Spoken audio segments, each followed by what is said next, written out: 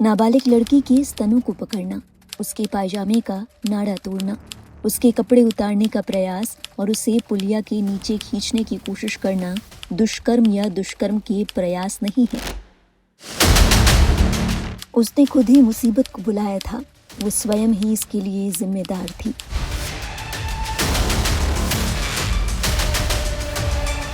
High court की ओर से की गई इस तरह की टिप्पणियों पर सुप्रीम कोर्ट ने नाराजगी जाहिर की है। सुप्रीम कोर्ट ने इन तमाम टिप्पणियों को असंवेदनशील बताया। सुप्रीम कोर्ट की ओर से कहा गया, इस तरह की असंवेदनशील न्यायिक टिप्पणियों का पीड़िता, उनके परिवार और बड़े पैमाने पर समाज पर डरावना असर पड़ सकता है। ऐसे मामलों का जिक्र करते हुए सुप्रीम कोर्ट की ओर से कहा गया कि इस तरह की टिप्पणियों पर लगाम लगाने के लिए उच्च न्यायालयों और जिला अदालतों के लिए दिशा निर्देश बनाने पर विचार किया जा सकता है। शीर्ष अदालत ने इलाहाबाद हाईकोर्ट के इस फैसले के खिलाफ स्वतः संज्ञान याचिका पर सुनवाई करते हुए ये टिप्पणी की।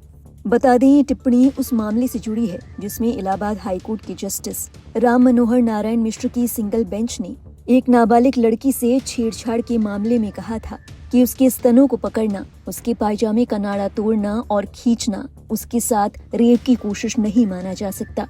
जस्टिस राम मनोहर नारायण मिश्र की ओर से कहा गया था, महिला के स्तन को पकड़ना, उसके पजामे के नाड़े को तोड़ना और खींचने की घटना को कतई रेप की कोशिश का अपराध नहीं माना जा सकता।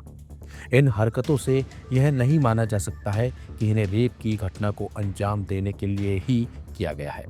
आरोपियों के खिलाफ रेप की कोशिश और पॉक्सो एक्ट की धारा 18 के तहत जारी किया गया समन गलत है। समन आदेश में बदलाव करते हुए उन्हें छेड़खानी और पॉक्सो एक्ट की दूसरी धारा के तहत समन आदेश जारी करें।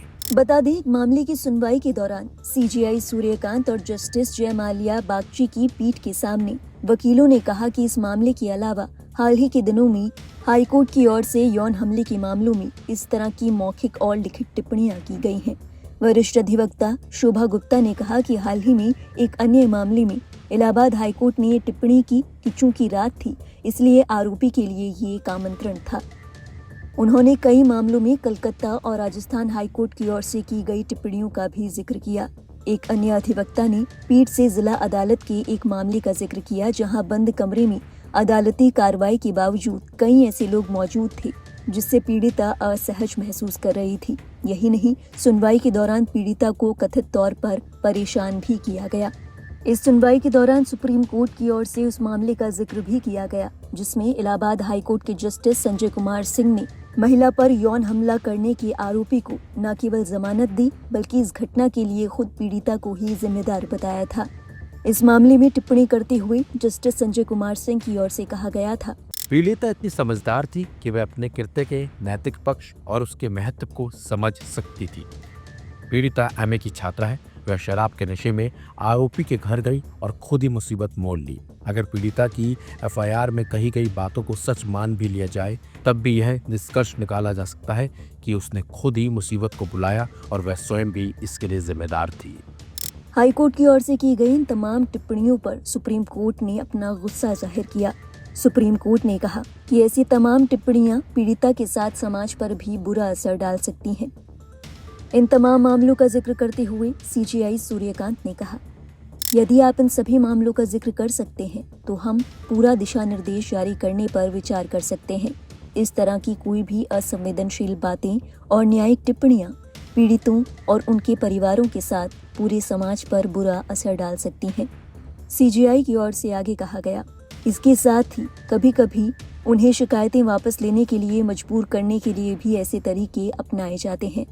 ये हाईकोर्ट की टिप्पणियां हैं और जिला अदालत के स्तर पर इस तरह की बातों पर ध्यान नहीं दिया जाना चाहिए और हम दिशा निर्देश जारी करना चाहेंगे।